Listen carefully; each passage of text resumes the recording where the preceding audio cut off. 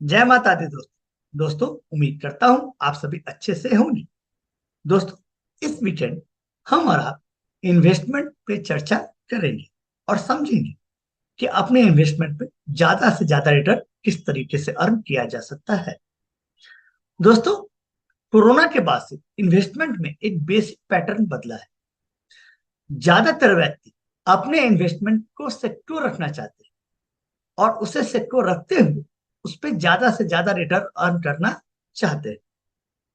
तो क्या ये संभव है? बिल्कुल संभव है। दोस्तों, हर व्यक्ति के पास एक इमरजेंसी फंड होना चाहिए और जनरली आप जिन लोगों से भी मिले वो यही बताएंगे कि इमरजेंसी फंड होना ही चाहिए। लेकिन इमरजेंसी फंड रखने का मतलब होता है कि उस पर रिटर्न बहुत कम आते हैं। आज हम और आप एक ऐसे ही इन्वेस्टमेंट की बात करेंगे जिसमें आपके पैसे भी सिक्योर्ड रहेंगे। वो इमरजेंसी फंड के रूप में आप काम भी कर सकते हैं उस पर।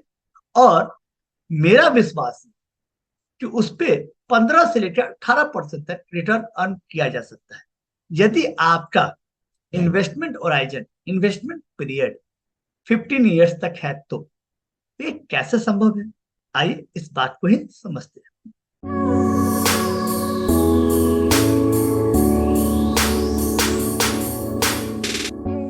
देखिए दोस्तों, हर व्यक्ति के पास एक इमरजेंसी फंड होता ही होता है जिसे वो बैंक में जनरली एफडी के रूप में जमा करते हैं। किस रूप में रखते हैं? एफडी के फॉर्म में रखते हैं, क्योंकि ये एफडी कभी भी आप ब्रेक कर सकते हैं और वो पैसा वापस ले सकते हैं। तो इस आपको क्या करना है? आपको करना ये है कि इमरजेंसी फंड को बैंक में ही रखें और एक ऐसे एफडी के रूप में रखें जिसमें मंथली इंटरेस्ट आपके अकाउंट में आता हो। ध्यान समझे, कौन सा इंटरेस्ट आता है? Monthly interest. ये हर बैंक में फैसिलिटी है कि आप चाहें तो अपने एफडी पे monthly, quarterly, half yearly interest ले सकते हैं। आप जैसे मन चाहे वैसे ले सकते हैं। तो आप क्या करें, उस बैंक के एफडी पे मंथली इंटरेस्ट ले। इस केस में दिक्कत ये होती है कि जो रेट ऑफ इंटरेस्ट है वो कम हो जाती है और अभी के मुताबिक वो 6% हो जाएगी। ऐसे बैंक अपने एफडी पे अभी 7%, 7.5% दे रही है। ये जो इंटरेस्ट है आपके सेविंग अकाउंट, आपके सेविंग अकाउंट में हर मंथ आ जाएगी, हर महीने आ जाएगी। अब आपका इमरजेंसी फंड कितने रुपए का है ये तो आप डिसाइड करते हैं। मान लीजिए कि आपका इमरजेंसी फंड जो है सिंपल 5 लाख का है। तो इस हिसाब से आपको सेविंग अकाउंट में मंथली अमाउंट, मंथली इंटरेस्ट जो रिसीव होंगे वो 2500 रुपये होंगे। कितने होंगे? 2500 रुपये। यदि आपका बैंक आपको 6% ऑफर कर रहा है मंथली इंटरेस्ट के लिए, 5 लाख पे आपको हर महीने 2500 रुपये क्या होंगे? रिसीव होंगे। अब इस पैसे आपको हर महीने एसआईपी के द्वारा, एसआईपी के द्वारा 2500 रुपये निफ्टी बीज में इन्वेस्टमेंट करना। क्या इन्वेस्टमेंट करना है? निफ्टी बीज में। ये निफ्टी बीज क्या होती है मैंने ये पहले बताया है ना? पहले के वीडियो मैंने ये बताया है, आप वहां जाकर चेक कर सकते हैं, है ना? तो आपको क्या करना है, सिंपल एसआईपी करवाना है जिसमें ऑटोमेटिक पैसे, है ना, किसी एक डेट को आपके अकाउंट से कटेंगे, है ना, और वो ऑटोमेटिक इन्वेस्टमेंट हो जाएगी। तो आपको बस ध्यान देना है कि जिस डेट पे ये 2500 रुपये आ रहे हैं, मान लीजिए ये 10 तारीख को आपको आएंगे, है ना, 10th ऑफ ईच मंथ, है ना, टेंथ ऑफ ईच मंथ आपके अकाउंट में ये पैसे आएंगे। तो आप क्या करें, आप 12 को अपना एसआईपी का डेट रखें, है ना, जिससे बोलते हैं ईसीएस, ताकि वो ऑटोमेटिक क्या हो जाए, आपके अकाउंट से 2500 रुपये डेबिट होके कहाँ चले जाए? निफ्टी बीज में चले जाए ऑटोमेटिक। और जो पीरियड आपको अपने रखना है, इन्वेस्टमेंट का जो पीरियड है वो 15 ईयर्स रखे, है ना। जो इन्वेस्टमेंट का पीरियड है वो आपको कितने ईयर्स रखना है? 15 ईयर्स रखना है। तो आप देखेंगे क्या कि आपका जो 5 लाख का फंड है, ठीक ना, उस पे जो रिटर्न आ रहा है, यदि आप गौर करेंगे उस पे जो रिटर्न आएगा, ठीक ना, ये दोनों मैच करके ये जो इंटरेस्ट मिला है वो प्लस एसआईपी जो पे जो रिटर्न मिलेगा वो मेरे विचार से 15 to 18% तक आएगा। कैसे आएगा वो हम लोग प्रैक्टिकली जाकर चार्ट पर चेक करेंगे कि कैसे हो सकता है। तो चलिए इसे चार्ट पर जाकर समझते हैं। देखिए दोस्तों, ये निफ्टी 20 का चार्ट है, इसे ध्यान से समझिए। ये मैंने मंथली चार्ट लिया है, एनालिसिस करने के लिए मैंने कौन सा चार्ट लिया है, मंथली चार्ट लिया है। आप भी इस पे जाके एनालिसिस कर सकते हैं। दोस्तों मैंने 2008 से बेस माना है, 2008 से लेकर अभी तक 2023 तक कितने साल हो जाते हैं, 16 साल। कितने साल हो जाएंगे, 16 साल। निफ्टी बीज जो है निफ्टी को रिफ्लेक्ट करती है, इस बात को समझिए। जैसे जैसे निफ्टी ऊपर जाता है वैसे वैसे निफ्टी बीज है, निफ्टी में ट्रेड कर सकते हैं, वैसे ही निफ्टी बीज में भी ट्रेड करते हैं। तो 2008 में जब मंदी आई, ठीक है, और मार्केट अपने हाई प्राइस से 70% टूट गई थी और इसका लो प्राइस कितना आ गया था, 23। उसके बाद मार्केट कंटिन्यू मूव कर रही है। उसके बाद फिर से 3 जून 2013 को, ठीक ना, मतलब ये मंथली है, जून में है ना, जून 2013 को क्या हुआ, ये फिर से मार्केट में क्रैश आई, ठीक ना, और फिर से मार्केट 47 पे आ गया अपने लो पॉइंट पे। फिर आया नवंबर 2016 में, फिर से मार्केट में एक क्रैश आता है और अपने फिर से लो पॉइंट कहाँ पहुंचती है, 66 पे। फिर 2020 में, अभी रिसेंटली आपने देखा होगा कोरोना के समय, निफ्टी बीस फिर से टूट के कितने पे आई, 81 पे आई। और अभी निफ्टी कितनी चल रही है, 2023, 1 दिसंबर 2023 को कितने पे चल रही है, 223 रुपए में चल रही है। ये अभी लास्ट प्राइस है जो 1 दिसंबर को बंद हुआ है। तो इसका मतलब क्या हुआ, इसका मतलब ये हुआ कि यदि हमने और आपने, किसी भी व्यक्ति ने आज से 16 साल पहले, है ना, जब मार्केट क्रैश हुई थी, है ना, उस समय तो किसी को मालूम होता नहीं कि भाई मार्केट क्रैश हो जाएगी। तो हमने क्या हुआ, हाई पॉइंट पे निफ्टी बीच में पैसा इन्वेस्टमेंट करना शुरू किया। उसने हाई पॉइंट पे, लो पॉइंट मैंने लिया ही नहीं। मैं ये बोल रहा हूँ कि जैसे अभी हाई पॉइंट चल रहा है तो मैंने आज से इन्वेस्टमेंट करना शुरू किया। कितने सालों के लिए, 15 सालों के लिए। और आज से इन्वेस्टमेंट करना शुरू किया। उस समय भी यदि मैं हाई पे इन्वेस्टमेंट करना शुरू किया होता, जो कितना था, 76, उसके बाद देखिए मार्केट ने बहुत अप डाउन देखे, मार्केट ने बहुत अप डाउन देखे वैसे, है ना, 16 सालों में मार्केट ने बहुत अप्स एंड डाउन देखे, निफ्टी बीज ने भी देखा। तो यदि आप लंबे समय तक के लिए, कम से कम 15 सालों के लिए याद रखें, बहुत फ्लक्चुएशन मार्केट में आता है और आएगा आने वाले 15 सालों। तो देखिए कितने फ्लक्चुएशन आए, फिर भी यदि आप रिटर्न चेक करें, है ना, 15 सालों का रिटर्न, सिंपल चार्ट पे आकर सिंपल रिटर्न है अपने पास।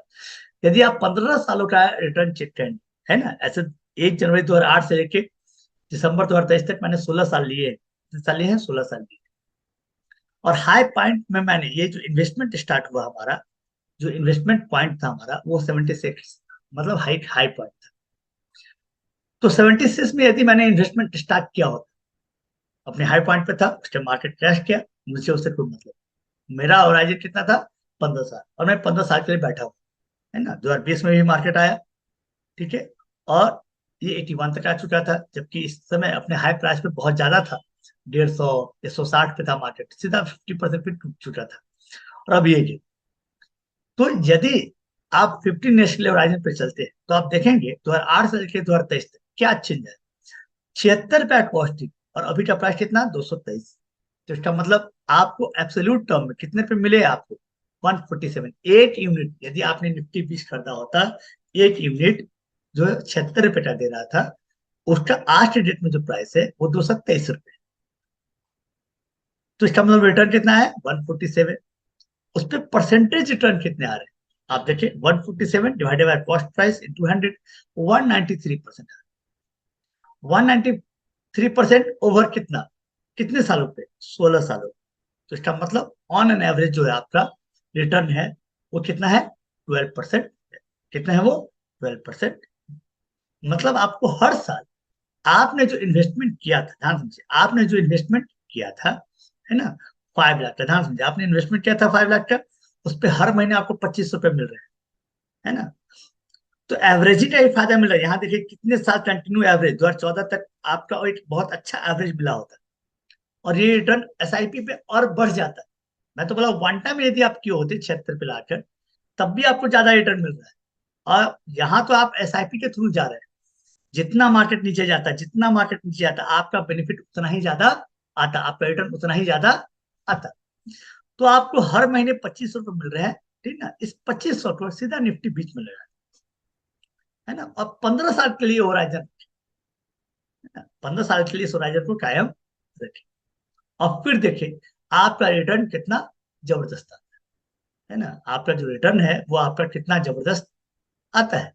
आपके 2500 रुपये जो रिटर्न है ना, जो आपको इंटरेस्ट के रूप में मिलते हैं, आपने उसी को इन्वेस्टमेंट किया और उस पूरे इन्वेस्टमेंट पर भी कितना परसेंट मिल रहा है रिटर्न? 12% मिलता है यदि आप उसे 15 साल के लिए रखते हैं तो। तो सोचिए, एक तो बैंक से, ध्यान समझिए, एक तो बैंक से आपको कितना परसेंट इंटरेस्ट मिल रहा है? 6%। आप जो निफ्टी बीज में पैसे ला रहे हैं उस पर कितना परसेंट मिल रहा है? 12%।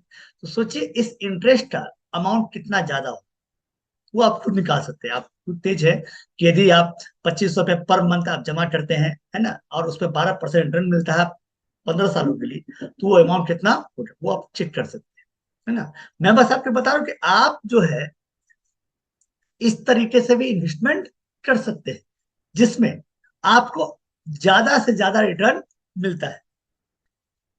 अब आते हैं कि इसके फायदे क्या है और नुकसान, इस बारे में भी हम और आप बात कर लेते हैं। तो ध्यान समझिए, देखिए इसके फायदे क्या है।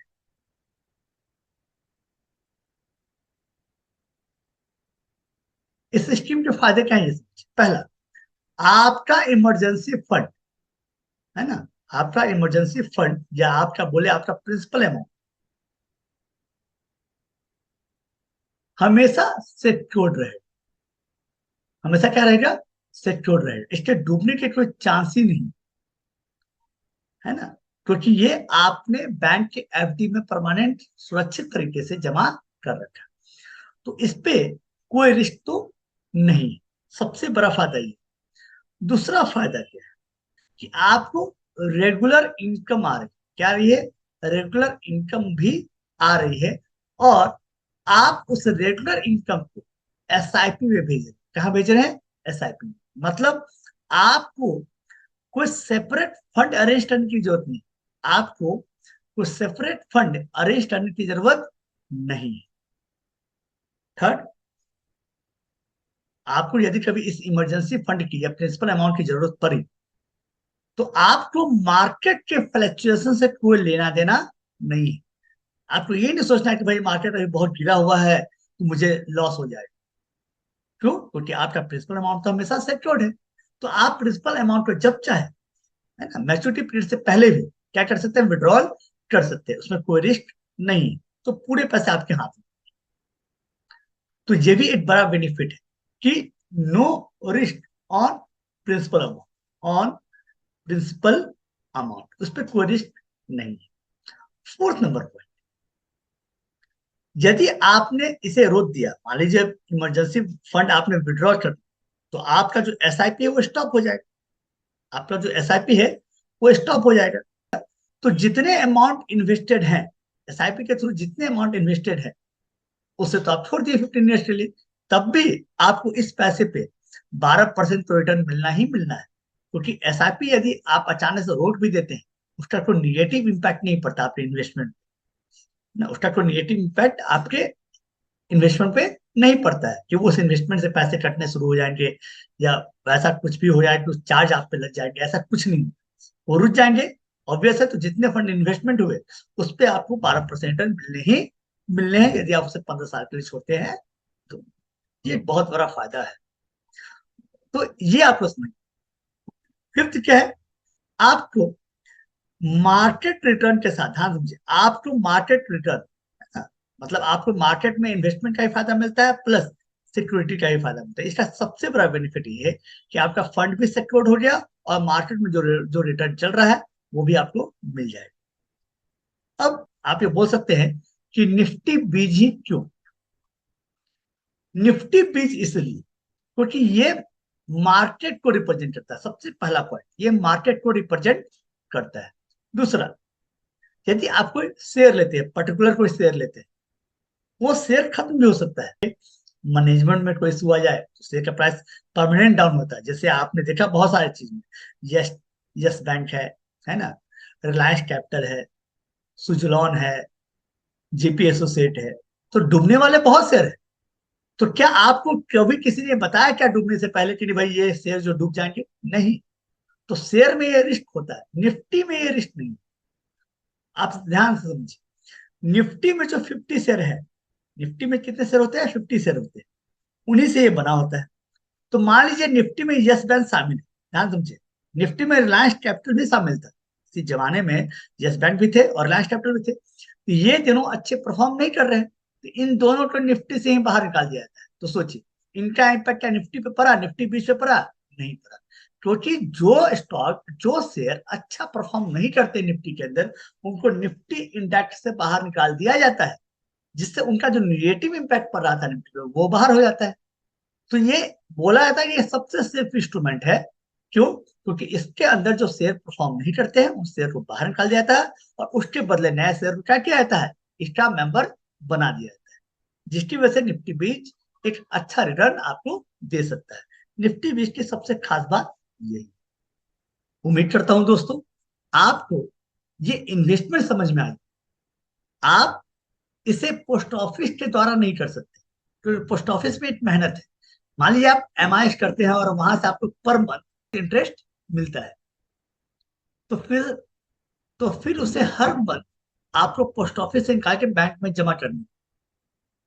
तो ये हर मंथ संभव नहीं है, और एक बार पैसे आप निकालने के लिए जाएंगे, हाथ में पैसे आएंगे, वो कहीं और खर्च होंगे। इससे अच्छा है इसे आप बैंक में जमा करें, थोड़ा इंटरेस्ट कम मिलेगा, लेकिन उसमें क्या होगा, उसमें रेगुलरिटी रहेगी कि आपके जो इंटरेस्ट अमाउंट आ रहा है वो एसआईपी में जाएगा, क्योंकि वो ऑटोमेटिक सेविंग अकाउंट में आएंगे हर महीने, और हर महीने ईसीएस के थ्रू वो आपके अकाउंट से कट जाएगी। चलिए दोस्तों, फिर मिलते हैं किसी और वीडियो के साथ, तब तक के लिए जय माता दी, हर हर महादेव।